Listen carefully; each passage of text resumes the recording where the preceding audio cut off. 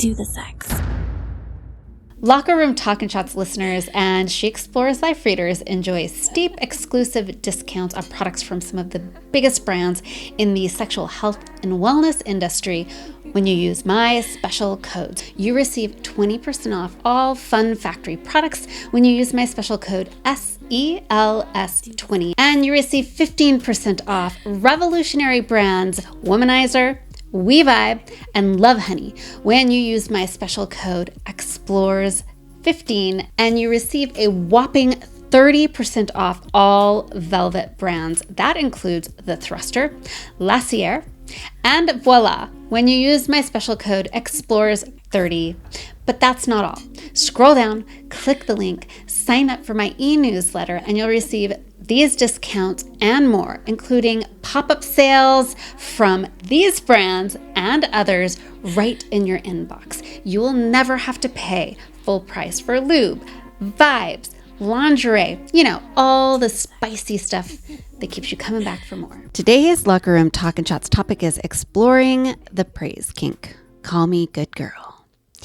Listeners, if you've been with me for any time now, but especially from the beginning over the past 3 years, I've been exploring my own kinky life, trying to figure out what I'm all about. It's been very confusing. And for a long time, I really kind of thought I was primarily into kind of more heavier impact play, BDSM, restraints, all that stuff.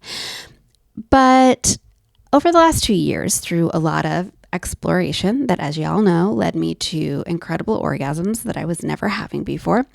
And then just self-reflection, experiences, therapy, I have come to this conclusion that I think what I might mostly have is a praise kink. Now, just the term praise kink raises the most obvious question.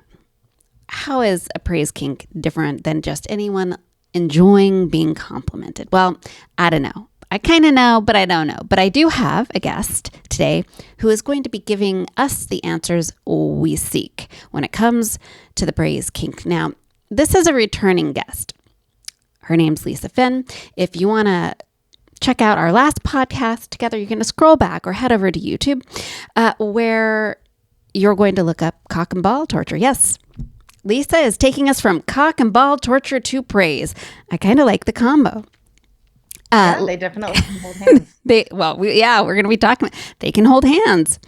But we will be talking about that. Now, Lisa is a Brooklyn-based sex educator for Babeland and sibling store Good Vibes. She has been featured in publications such as New York Times, Huffington Post, Cosmo, Forbes, GQ, and more, and has led dozens of workshops everywhere from Ivy Leagues to nightclubs. Finn absolutely loves helping first-timers to feel unashamed to explore their curiosities, especially kink, which is why she's here, lacing humor into education as a reminder that pleasure should always, always, always, always be fun. Welcome, Lisa. I'm excited for this conversation. But before we jump into it, do you want to just give my listeners a little bit of a reminder about who you are? Yeah. So, you basically summed it up with that intro, but I am a sex educator. I've been working for the sex toy store Babeland since 2016. Beyond knowledge of kink and sex education, relationships, all of that, I'm also a toy expert. It is definitely one of the more fun perks of the job. But yeah, I'm just so excited to be able to talk about something that I feel like has been all over the internet recently. I feel like I cannot scroll through any social media platform without somebody typing out good girl and people going absolutely nuts over it. So I'm very excited to dive into this. Yeah. So I didn't even know praise kink was a thing until I stumbled over it recently. And I'm like, I think that might be my thing. But before we move on, guys, I want to remind you that you're most definitely going to want to head over to YouTube to watch this after you listen to it, before you listen to it, because we will be including the toolbox that you can use while doing this kink. So, obviously, most kinks can be done with or without tools, toys, etc. But you can always enhance your play. And you know that I'm all about that. So if you want to see the demonstrations and the stuff we're going to be talking about, you can head to YouTube, and it's just Annette Benedetti. And you can watch our conversation and see the implements that we are talking about as we talk about them. You're also going to want to stay to the end because, as always, we have our little section of takeaways. And the takeaway for this podcast really is going to be a starter kit. So we're going to talk about what it is, what it's all about, why you might be into it or might not be into it, and then how to get started if you want to dip your toe in the water starting tonight or tomorrow. So I'm having coffee over here, and I am ready to, and what are you doing over there? Yeah, I've got some pomegranate juice to start. I do, as always, have whiskey to finish, but like any good kink scene, we want to wait until afterwards to get that buzz. So I cheers. love that. Cheers. I'm going to start with the most obvious question, which is what is a praise kink, period? Yeah. So the confusion, or I guess the misunderstanding between what a praise kink is versus liking to be complimented. Most people like compliments. They make us feel good. They uplift us. They make us feel empowered. Where it becomes a kink is when that compliment gets you aroused. It gets you going. It's something that is making you horny. It's something that you have a sexual connection to.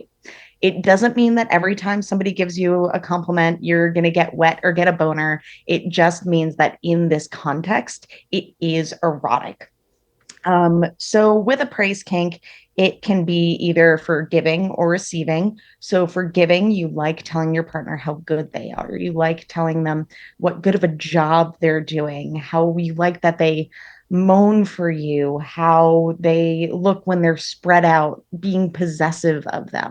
These are all different ways to play with that. And with receiving a praise kink, it's maybe that you want to be told how good you look. You want to be affirmed that you're making your partner feel pleasure. You want to be affirmed that what you're doing is something that is good, great, even. And it can have a lot of different facets to it. You know, you have your nicknames, your honorifics. We can even play with praise and degradation, which is very interesting. I definitely want to touch on that at some point. But overall, it's just affirmations and positive words as something erotic. Yet this is where I want to share my discovery in reflection. At the time, I didn't realize it, but how I discovered that I might have a praise kink. And this is really in reflection.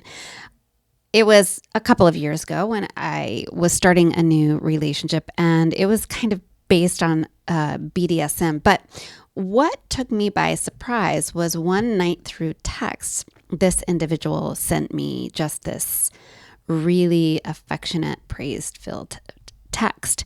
And the next thing I knew, I was horny as hell. And it shook me a little bit. I was like, wow, I just read this. And it wasn't sexy necessarily. It wasn't even about sex. It was just ultimately about who I was.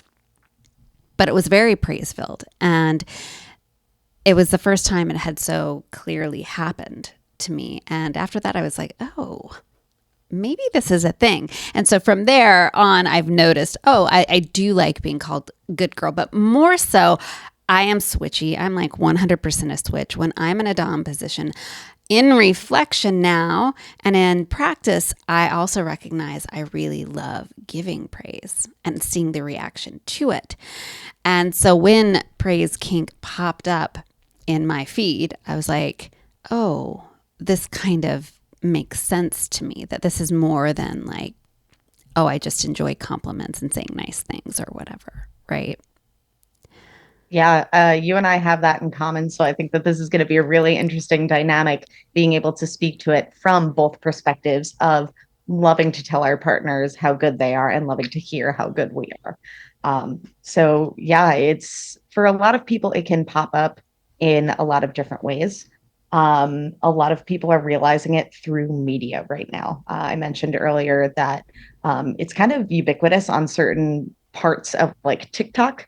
If you are on Kink Talk, if you are on Thirst Trap TikTok, any of that, you are going to be getting videos of people looking directly into the camera and calling you a good girl, a good boy, a good little pet, something like that. And for a lot of people, they don't realize that when those compliments come with that direct eye contact, when it's something that is like the phrase good girl, you don't really often hear that just in like day-to-day conversation. It does have that heightened connotation to it, especially now. If someone were to call you good girl out of context, it would still raise that flag versus someone saying, oh, you look so pretty. That can have sort of that flipped context.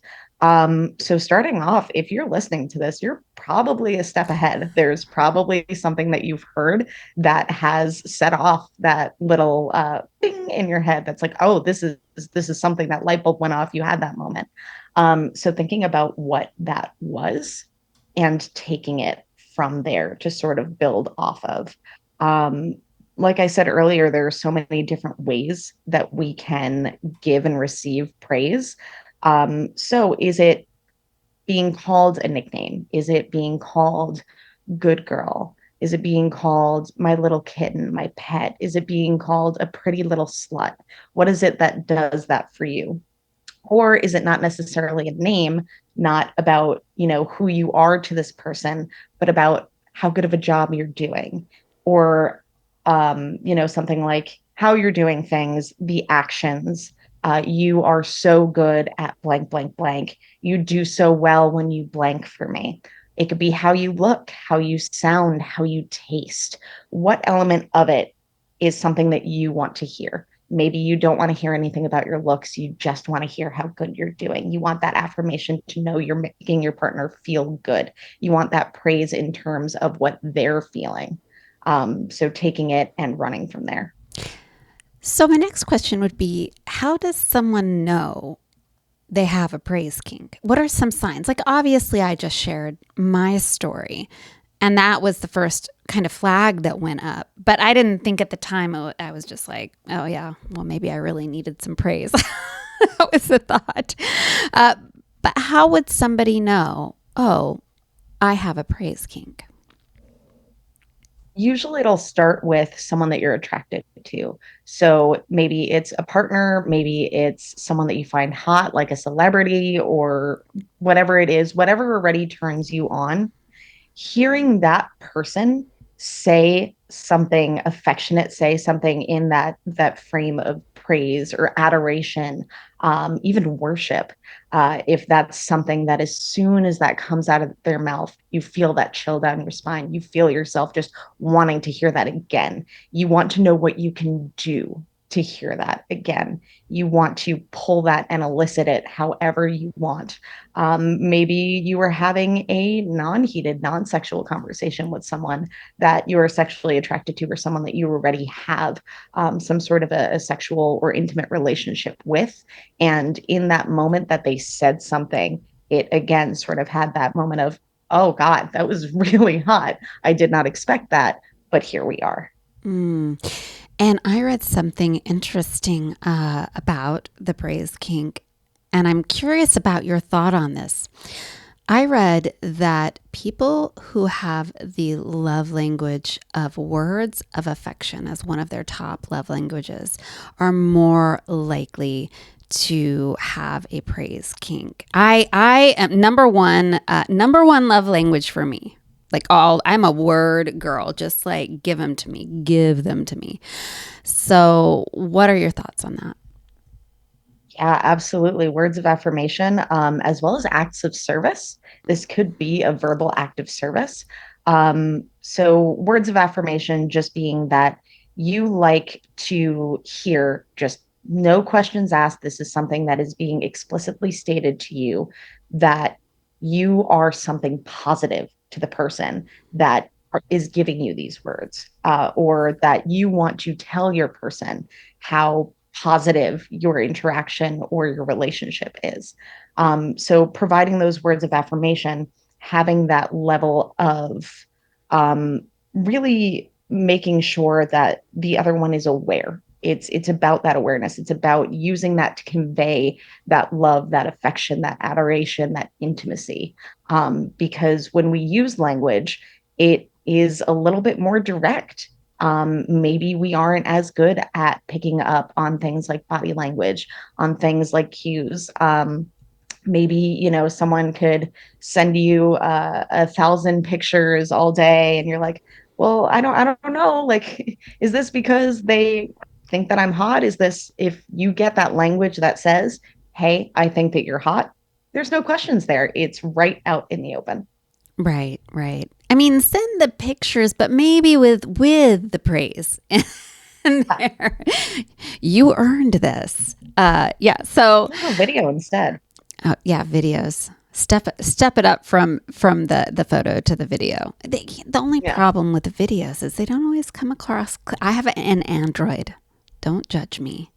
You've got the Android to Apple. Do you have an Android too? Mhm. So you got to get on one of the Pictures. apps. You got to get on the WhatsApp or the Telegram so you get those clear. Listen, if you're doing something kinky enough, you want to be on an encrypted service anyway. So Yes, just you saying. do. Not that I am, but maybe. I always tell myself, well, if something gets out, I'm pretty sure it will only improve my career. Same. So, okay, we talked about the psychology behind it a little bit and how it's different from just enjoying compliments. Can we talk a little bit about how it ties into the Dom sub relationship? A, does it always? B, what does that look like? Yeah. I want to take a step back really quick because I liked what you just said about sort of the psychology of it. I think something that's really important to note here is that this form of kink can be very therapeutic, but it's not therapy. So for some people, the praise kink could be filling a void that they feel maybe they didn't get enough praise. Maybe again, they need that verbal affirmation to know that they're good. Maybe it's like an imposter syndrome thing. Maybe with humiliation, that comes into something that was part of an experience, whether it was positive or traumatic. So keeping in mind that while kink can be therapeutic, it's not therapy. So throughout this, I'm going to be talking about the ways that these can connect psychologically, emotionally, mentally, but you want to make sure that you're in the right headspace and doing this with the right person, which leads into the Dom sub dynamic. You should always have that trust between these two parties because though dominant and submissive dynamic is about control, it's about yielding control and taking control. The person who yields that control, the submissive, still does have control because it's consensual. They have the control of giving that to their dominant. You want to have that trust and know that this is coming from a place of care, whether it's praise or whether it's degradation, that this is something that the dynamic is, again, consensual. It's going both ways. With dominance and submission and praise kinks in particular, the control sort of comes from the idea of the control of pleasure. So going off of the idea of you're being so good, maybe instead of, oh, you're being so good, it's you're being so good for me. You look so good for me. When you do this to me, I love it. These are all things that that dominant is now taking it and making it theirs. Maybe you are not just being called good girl, you're being called my good girl. And that can have a totally different dynamic to it. It can also be a good way for a dominant and a submissive to connect if they're in a heavier scene to remind the submissive that the dominant cares for them, that even if they are just absolutely bringing down like a full hard spank, they've got them tied up, gagged in a position that may seem humiliating or really exposing or really vulnerable, especially having that moment to come back and affirm your partner that even if you are spanking them, even if you are tying them up, even if you are participating in, let's say, S&M, something that has that extra sort of physical aspect of intensity to it, using praise to remind them not only that they're doing a good job, but that you are there for them and that this is all happening out of a place of care and mutual pleasure. I love that. That makes sense to me. While we're in this conversation, and you brought up the therapeutic part of it, before we move forward, and while I'm, discussing the Dom sub dynamic, what are some of the reasons, whether you are the one who gets off on giving the praise or receiving the praise, that might have helped manifest this kink inside of you? Yeah. So, I mean, we can always have that moment of sort of like psychological evaluation where we're going back to an instance of something having happened to us, right? Maybe we got a lot of praise when we were younger and we absolutely fed on that. Maybe you were top of the class when you got a gold star, you went nuts for it. And now that's sort of like taking place in a sexual dynamic. You just love hearing what a good job they're doing. It eggs you on, it makes you want to keep going. Maybe you didn't get that praise. And so hearing it in the bedroom is just really affirming your place with this person. As we were talking about words of affirmation, maybe it's just a matter of needing to know where you stand. If your praise kink is coming from a place of self consciousness, uh, that's fine. That's okay. You can need or want this kink to make sure that you and your partner are both enjoying what you're doing. It can act as a form of consent. It can act as a form of checking in. It can be your green light with someone to be able to pass this praise kink back and forth. I think that that's really interesting how I think a lot of people, whenever the word kink comes up, feel like it's something that manifests from a negative space or something you are lacking or, a place of something that's missing. And it's interesting that you point out it could actually be just something that you really enjoyed and had a lot of when you were younger. Being kinky does not have to be associated with trauma or with something that was missing or something negative that happened in your youth. It can be just something that really turns you on, that was fantastic, that you experienced in the past. And I feel like that's a little bit of a myth about kink, anything that's kinky, that, oh, it comes from this place of something terrible that happened to you in the past. No, we're all like pleasure filled creatures who like to explore pleasure in ways that go outside of convention. And conventionality is just a set of expectation and rules that were put on sex by certain people to control everybody else who enjoyed something outside of it. So kink is just breaking outside of that really oppressive conventional sexual structure. And you know what? I'm going to say something that I truly believe, and some people might fight me on this, but I truly believe it. I don't think you need to have a reason to have a kink. I don't. I don't think that there has to be any reason behind it other than that you like it. Maybe it doesn't even have anything to do with the praise. Maybe you just like having vocal sex. Maybe you just like talking during sex, and that's the thing that feels right to say in that moment. I cannot explain to you why I like whiskey. I just know that I like it, and Right. that's it. It doesn't have to be anything deeper. I don't have to be like, oh, well, I'm Irish. I have to like, what? Nope, I just like it. That's it. And that could be you and any form of kink. It could just be, I know that this turns me on. Let's try it. Right, right. And I agree with you. I do think I always ask the question, what are some of the reasons people might be into this? Because I feel like people feel a need to understand the origins of things that fall outside of the norm within their own interest, and especially sex. But I agree also, Oh, folks, absolutely. it doesn't really matter. There's nothing Yeah, wrong. There's nothing wrong with your kink. Just get kinky and enjoy it. Um, absolutely. but now you've got some ideas about things that might have like lit up that kink praise dynamic with you. So you've talked a little bit about how the praise kink plays out within a dom sub dynamic. But the praise kink doesn't always have to come with impact play, right? Sometimes there's no impact at all. It's just in the middle of sex, you want to hear these things and you want to be able to tell people these things, correct? Yeah. And like you sort of told your story before, it doesn't even have to happen during sex. Like your moment came via text message.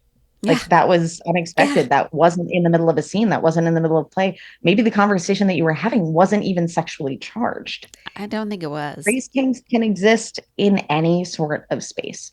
Um, so, you can have it happen during this BDSM dynamic, but it can also just be a part of, and I'm using air quotes here, vanilla sex, right? It doesn't even need to be that. It could be, your partner hyping you up before you go out. It could be something as simple as there is a word that gets you going. Like I call everyone babe. My friends, people that I've just met, everyone is babe. But to me, baby is something that when I get called that, it makes me wild. It's something that in that context is ping, there's that word for me. Again, it's about the dynamic, it's about the context that we use it in. So looking at that and figuring out really what the praise is, it can exist in any of those spaces. It can exist in foreplay. It can exist in deep, deep, intense kink. It can exist in aftercare. Aftercare is actually a really, really good place to put praise, whether it's as a kink or as a way to sort of recenter after a more intense scene, or just after having sex, you want to get back into that headspace of non-kinky or non-sexualized headspace. You want to get back to wherever your baseline level is. Now let's look at when you want to start playing with praise and some light, let's just say light BDSM. Let's say borderline vanilla BDSM. Mm-hmm. Can we talk a little bit about what that would look like? I know for myself, when I'm in a dom role, I really like to play with praise and spanking, right? Like praising someone for how many times they were able to handle me spanking them, or telling them what to do and having them do it, and spanking them if they're not doing a good job and then praising them when they do, or anything like that. But I would love for you to sort of like map that out in a more sexpert way that I possibly can. I mean, you nailed it, but I definitely will delve into it a tiny bit more. Yeah. Telling your partner how well they're doing, complimenting someone's sexual play. So you're doing such a good job. You're taking that so well for me. You look so good when you're bent over my lap. Whatever it is that you're giving them in that praise that is over the overall dynamic. Or it could be that praise to push. It could be part of that dominating dynamic where you are pushing them using that praise. You're doing so well, but I know you could do even better. I know you Ooh. could take even more than that. Why don't you show me how much you could do? Taking notes. All of that. Is All everyone of taking that. notes? Because I'm taking fucking notes right now. Fantastic. So using that to push forward, this could be an interesting place to put that degradation in as well. So instead of you're doing so well, I know you could do even better. Get rid of the you're doing so well. The I know you could take more. I know you could do so much better. Why don't you show me what you could do? Is this enough? All of these ways to sort of push and make them earn that praise, right? Again, consensual dynamic. But having it be that push, that show me that you deserve for me to tell you how good of a job you're doing, how pretty you look. Mm-hmm. Tell me that you can bring me to that place and sort of have that control there where you're pulling that praise out of your dom. Yep, that's my kink. Just solidify. Nailed it. Wow. Yep, that's it. Let me recenter for a moment on my questions. That is it. All right. So that's hot shit, right? Right? Does anyone not have this kink? Because like I don't get it. But so let's talk about. You just kind of did a little bit of a juxtaposition with the degradation, the praise. That's what I was going to come back to. And this is where we can bring in now. I want to do a full podcast with you on the humiliation kink because it's a deep discussion.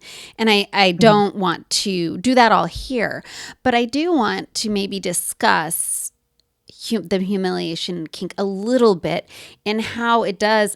And you just did some example of it, but can you kind of give us a very quick 101 on the humiliation kink and how it can sort of be what seems like almost a twin sister or brother to the praise kink? Yeah. So, what I think is really interesting is the fact that we can have a mix of feelings, even ones that feel like they're mutually exclusive. Like you can feel disgust and arousal at the same time.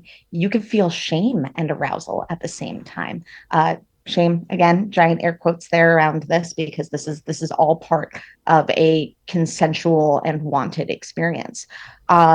It's about sort of taking this idea of humiliation, taking this idea of degradation, and having the control of the dialogue in that way. With praise and humiliation as a mix, maybe you have your praise is being called a pretty little slut or such a good slut And that would be a mix of the two, versus, right? That pretty little and then the slut. That is a yeah, mix of, yeah. So it's so interesting to me as you say this, and I think of my own experience with it because I've had people non consensually, without a discussion ahead of time, like call me that. And like I'm all excited at the beginning and then they slip slut in. And I'm like, I feel like we need to talk about what that means for me yes. right now. Hmm. And it's like, Hmm. um, and so that's interesting now understanding myself more. You're showing and explaining that is, you got the praise at the top, which is here, and then it drops you into a light humiliation. Or you can even have full humiliation, but how much different it is when it becomes possessive. So calling someone a filthy little slut versus my filthy little slut, it's a totally different Oh, yeah. context. It's that idea of having something that you're a filthy little slut is existing in your own space. This is all you. My filthy little slut is I love that you're a filthy little slut. I am taking ownership of you in that space. Mm. And that could be really empowering. Um, I mentioned this before, it has to come from a place of someone who cares about you. It has to come with that negotiation beforehand, even with praise. Maybe you really like being called pretty or hot, but the word cute is too twee for you and you don't want it. This all needs to happen in your pre negotiation. Say the words that you like, dabble with it outside of a sexualized context so that you have that opportunity. And even if you aren't doing anything that has any sort of physical play to it, make a safe word. Make a safe word, have your stoplights in play. So you're red for stop, you're yellow for we need to take a pause, you're green for keep going. Have those in play, especially when we're looking at humiliation or even with praise. If we're just like absolutely barraging and inundating someone with praise, it could be overwhelming. Mm. Is your response something that might be a red flag outside of this play, but it is part of what you want out of the scene? Maybe with humiliation, you are going to cry, but you want that. You want Mm-hmm. that cathartic cry. You want that to be a part of this. It's something that is part of the kink for you. Maybe you and your partner have decided that they're not going to stop until you tell them to. You need to make sure that you have that word in place that's going to be that hard stop. And with that, I mentioned before aftercare, right? What is that going to look like? After you get a barrage of praise, maybe afterwards you just want to be spoken to in a purely just like almost platonic dynamic where Yeah. you're taking a step back from the space. Maybe after a humiliation scene, you need to be praised. You need to be reminded that, that was so good. How are you feeling? All of that, going back into that tender sort of voice. It's really whatever brings you back to that baseline. I'm not saying that after a heavy praise scene, you should just come out of it and be like, well, you're stupid. It Ah! doesn't necessarily have to be a balance like that. It's just about getting someone back to that positive baseline. Right. Okay. Yeah, that makes a lot of sense. And I like the praise kink, and even the humiliation kink. It's interesting how the words, like you really have to know your words and how to use them in the moment. Right. I was Mhm. thinking about how you were showing slightly switching up words, the magnitude of the impact that can have, especially in an intense kink scene or in a sexual setting. It's not something you can just like get crazy and start throwing out words and not risk, crossing over Yeah. someone's boundaries. So it would take some practice, I would imagine, right? Yeah, absolutely. So it could be so many different things, is your praise, do you mind gendered terms? Like, do you want to hear good girl, good boy? Do you like possessive terms like pet or kitten or something that could be seen as degrading? And I'm saying could be seen because there are some people that see these words strictly as positive, but something like plaything, Mm-hmm. something like slut, right? Do you want to hear honorifics? Do you want to be held on a pedestal, worshipped? Do you want to be called a goddess, sir, ma'am, yes, chef, whatever it is that does it for you?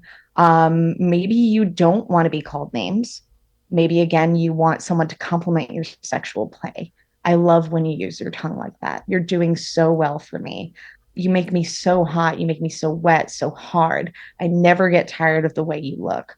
All of these things. Maybe you want it to be just about your physical traits. So you look so good on your knees. Listen to you moan. You look so pretty when you're all spread out for me. Using all of these words, break out your thesaurus, go for it. Find those words and say them out loud and see which ones, when they roll off of your tongue, feel good to say, or when you hear them out loud, make you go, ooh, I like that a lot. Read some erotica. Erotica is a really, really great way to explore kink language, praise, dirty talk, because erotica depends on language. You don't have like with video porn, even audio porn does have this as well. But you may not get that direct language because erotica is going to be dependent on that. They are describing every little thing that's going on. So reading some erotica and taking some inspiration from there. I love that. I love that. This is definitely my thing. All right. So, can we start to talk about some of the tools you can bring into? Okay, we've talked about you've given our listeners right now tons of great verbal tools to bring into the bedroom and test out. But let's kind of push it a little bit further. Let's talk about a toolbox. Let's talk about some toys I love toys. And I feel like, I like to think that most people can benefit from adding some playthings to their playtime. What are some toys that go well with this kink? What's some equipment you could start integrating into the experience? One of my favorite tools to go along with praise, especially if we're talking about a praise kink in a kinky sort of like BDSM context, is a collar. Yes. A collar denotes ownership.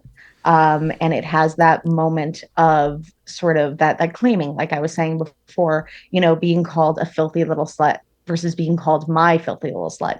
You put this on, and that word my is right there. It is absolutely sort of shown through this. There's also that extra control. Our neck is something that is a very intimate space. It is something that is very delicate. And so having something around your neck, whether it's a hand collar or a physical collar, having something there, it's going to be prominent. It's going to be something that you feel.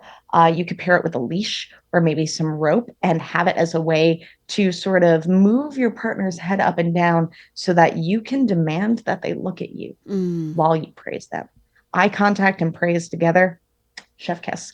Having those sort of that dynamic will become even more heightened. So using a collar as a tool to pull somebody up and grab that attention from them can really make those words more potent. It's almost like when we're talking to somebody face to face versus on the phone or even on video chat, that connection via eye contact can really, really level things up. So a collar also just like super cute. Definitely not above wearing a collar just for the sake of fashion. Yeah, because colors come in all different sizes, shapes, colors. I've had a couple of experiences where the colors that I was given were too thick and uncomfortable and took me out of like the moment and the experience. But then smaller ones for me, because I also like sort of some sensual touch, can give that sensation and the pressure without it being too much and like just uncomfortable. And then they are Yeah, cute. They can be real sexy. absolutely. And yeah, you know what you were saying with that feeling uncomfortable, that could be part of the kink too, you know. Hmm. If you have opted in to having an uncomfortable collar, maybe that's Yes. part of it. Maybe you're earning your ability to take it off, you know. So all of these can be brought to that dynamic. I talked a little bit about rope with a collar, so I'm just going to talk about rope on its own now. So rope, I think, can go really, really well with praise, not only for the act of bondage, but because of the time and the intention that it takes to tie somebody up. It's not like with restraints where you're just buckling them on or strapping them on or whatever it is. You're taking the time on your partner. You're feeling their body. Maybe you're working with shibari and you're taking this moment to sort of create art on your partner's body. That is a form of praise. That's a form of worship. You are using their body as a canvas for art. You are taking your time to tie them up. You're communicating throughout as this is happening. Rope can be a really, really intimate experience. And so pairing some shibari, even some simple knots, whatever you're doing with this rope, dragging it across their skin, You it can, can be by the really way, right now, you can actually, if you are watching this, you'll see the rope. She's holding up some rope. Is that red? It's like a burgundy, a sexy Yeah, it's burgundy. like this is like a deep maroon red. So this one is made out of a nylon blend material. I really like it because it's super soft and slick. I am not always great with getting out of knots.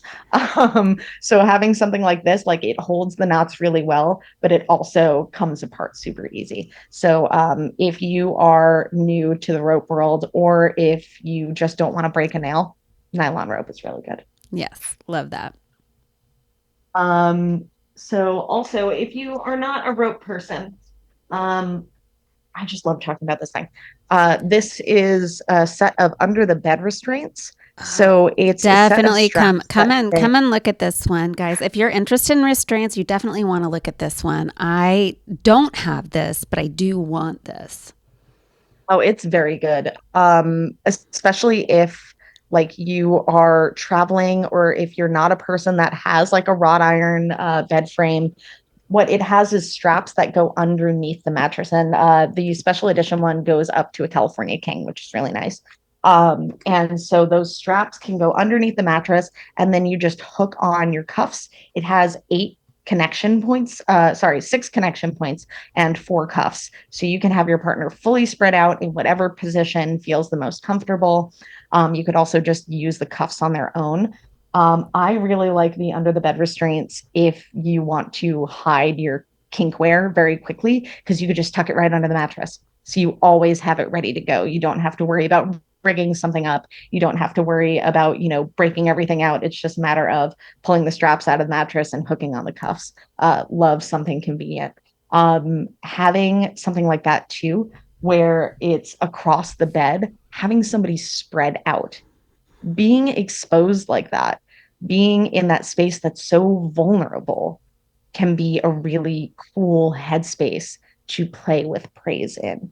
Having someone being so exposed like that and telling them how pretty they are, telling them how good they look spread out like that, playing with the humiliation, letting them know that they're so pretty when they're helpless, Mm-hmm. letting them know that possession over them that you may have when they're in that moment of being completely restrained, completely tied down, can be a really hot way to play with that praise kink, whether it's full praise or praise with degradation. Can you tell me about the cuffs on that? Are those Velcro cuffs that are with that particular? It's by Sports Sheets. Yeah, so there are two versions of it. The one that I have, they are vegan leather cuffs, Mm-hmm. and they have like physical metal hardware on them. So Mm-hmm. Okay. you can kind of hear it there. But the original Under the Bed Restraint set is just nylon with Velcro. So those are really easy to put on and off. And the benefit to that over the leather ones is that because they lay flat, you could just tuck those right under the bed too. But I personally love the look and the feel and the smell of the fake leather. And the little gold hardware just makes me feel like so like femme and bougie. So my preference is the special edition set, but the original set if you want something just like quick and ready to On go. and off, on and off. If you're just Mhm. starting with restraint play, certainly I think the Velcro ones are great because, first of all, they're soft for the person that you're putting them on. And then also, if you aren't well versed at getting anything off, they come right off when you want them Yeah. to. But then you can work your way up to And machine washable. the fans and and washing is, yes, exactly. Um, so just a couple more tools that I wanted to show. We were talking about impact play a Yeah. lot. Mm-hmm. So I'd be remiss not to talk about an impact tool. Um, so this is an acrylic paddle, and this is a mean paddle. So acrylic is just like a hard plastic. So when you hit somebody with this, not only is it going to give you a really good sound, but that's not going anywhere. That is just a hard, wherever you hit, that is what it is. Already my hand is tingling. So something like this, I have not if seen one you of those are, before. I have not seen an yeah. acrylic paddle. It's shiny too and pretty. Mhm. This one has a little bow tie on it too. It's Oh, part of a cute. set that comes with, I'm going to show this too, a little like gag that has bows on it, and it has little bow pasties. So the gag It is is, also would be a good tool. yeah. So I was gonna get into that. So a gag is really good too, because you can sort of have that dynamic of power in who's allowed to speak, who has the power to speak, and pairing that with the praise. You can't say anything back when you're in a gag. If you are Mm. going to be gagged, though, make sure two very important safety points. One, you have a nonverbal safe word. So whether it's snaps, claps, taps, dropping a ring of keys, whatever it is that you can do to signal to your partner that you need to get out of the gag, that things need to stop, whatever it is. And also, if you're going to have somebody in a gag, make sure that they're not completely on their back for too long because they have the ability to choke on their own spit. So make sure that your bottom in a gag is On their somewhat knees. elevated. What? Mhm. That too, that is a very good way to keep elevated. Just thought And I'd add to again, the a great conversation. position of that control. Pair that gag with that collar, tilt the head up, and have direct eye contact with praise. I feel like I'm making a checklist here. But yeah, it sort of gives that dynamic of the power of who is allowed to speak. Yeah. How are you allowed to respond? If you're a person that can't take a compliment, pair your praise with a gag because Ooh. you cannot go ahead and deny that compliment when you've got a giant silicone ball in your mouth.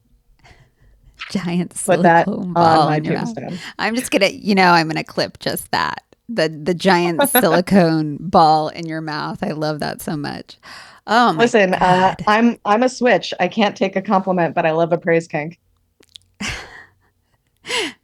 I feel Yeah. like we're blushing back and forth. It's like this might be one of my favorite kink conversations. And it's because they're really, I don't know if this was a thing years ago. I feel like I haven't really heard about it before. And it's so resonant with me. And I think it's interesting because in the past I have said, like, when it hits humiliation, I've often shied away from it or been like, that's not my thing. But then the way that you've shown the word play and how just in slight ways you can pair the two so that it heightens everything, depending on what one's relationship to humiliation is very, it's interesting to me.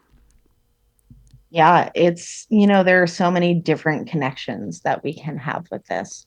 Um, again, the giving versus the receiving, the whether it's being complimented on what you do, how you look, who you are, what your relationship is.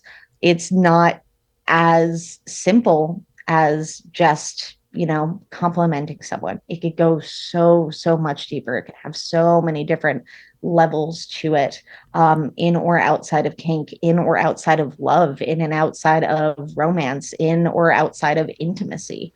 All of these things can either coexist or just be completely separate. And I think that that's one of the things that's the most hot about praise. Yeah. Yeah. And I love how we've talked a little bit about how you can integrate a little bit of restraint. If someone is new to impact, you can start with light impact and then praise on how well they take it, how they do with it.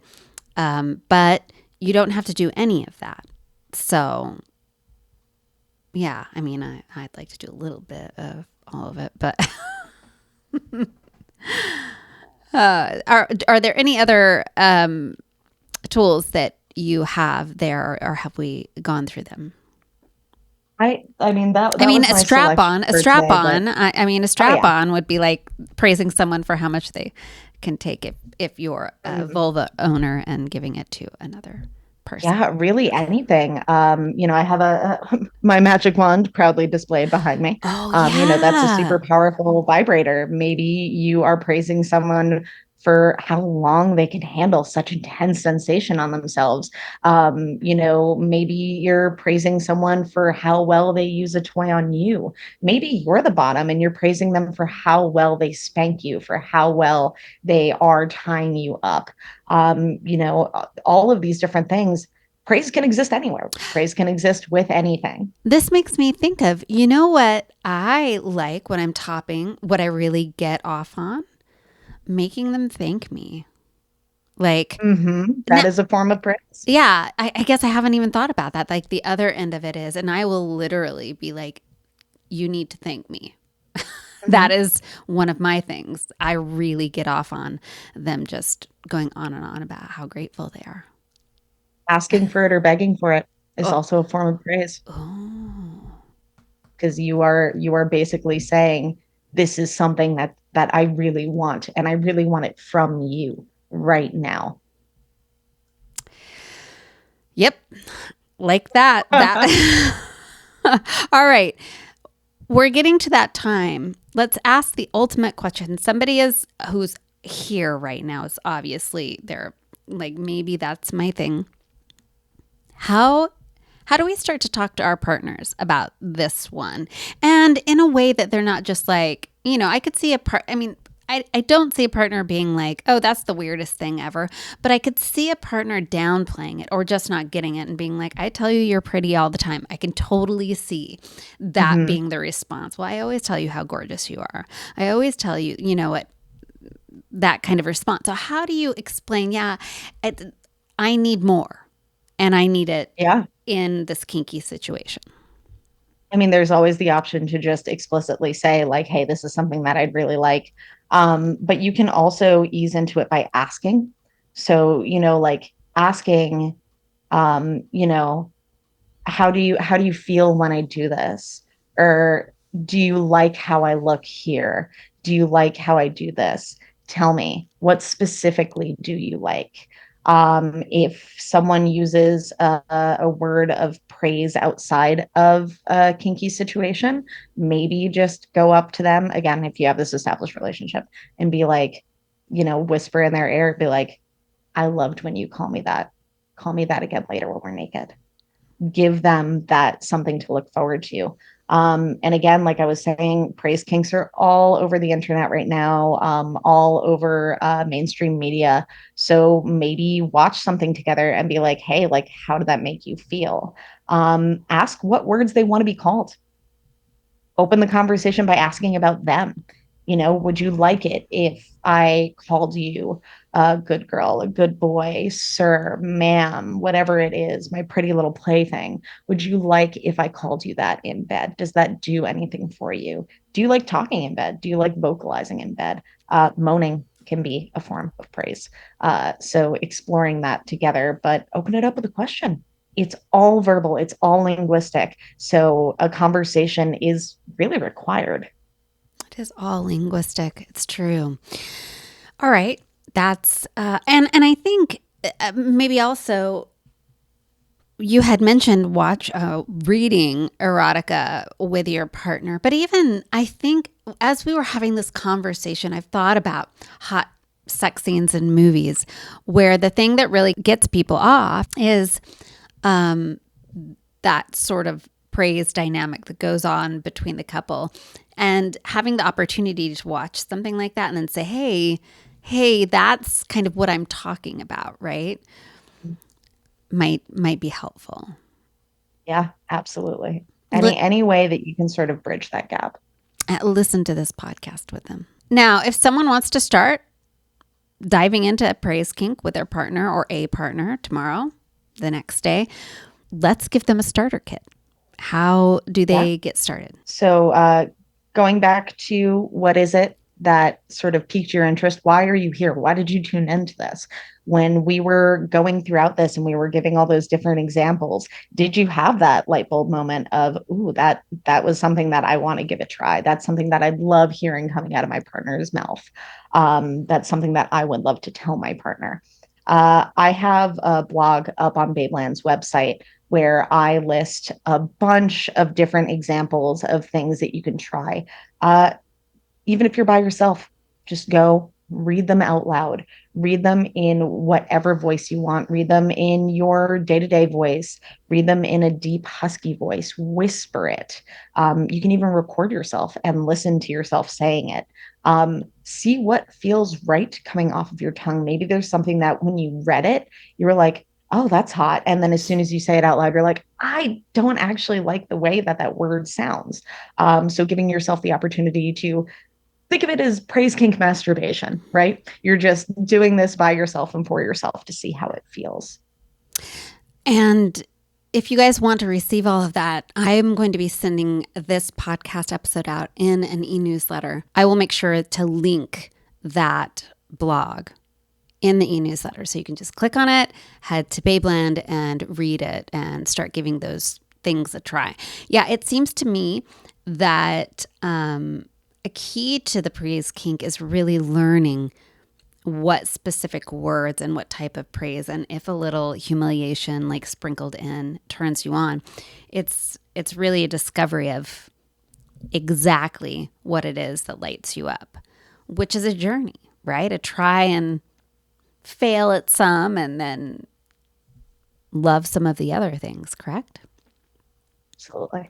And if you have a partner then who wants to please you, who wants to, be a good partner and engage in this with you, you can give them the list and have them try some of the things with you.